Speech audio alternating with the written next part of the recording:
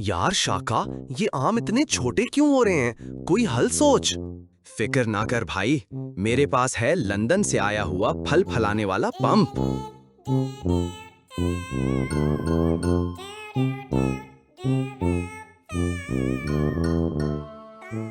हाय अल्लाह, ये तो हवादार आम है।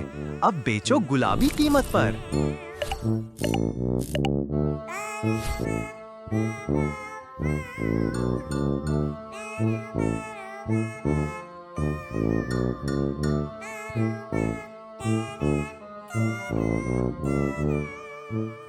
सही भाई साहब, ये आम है या छोटे तरबूज?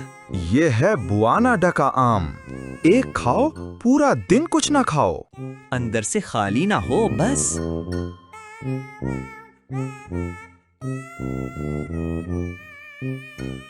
शाका भाई, ये बड़ा आम बनाने का आइडिया कहाँ से आया?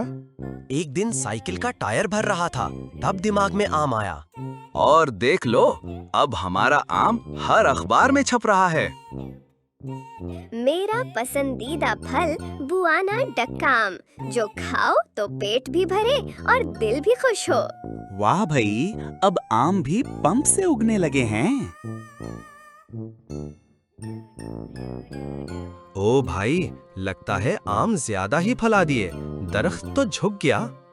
ये तो बस ट्रेलर है। अगले हफ्ते रॉकेट आम ला रहा हूँ, सीधा आसमान पर। देखा ज्यादा लालच करने का अंजाम। इसीलिए तो कहते हैं कि लालच बुरी बला है।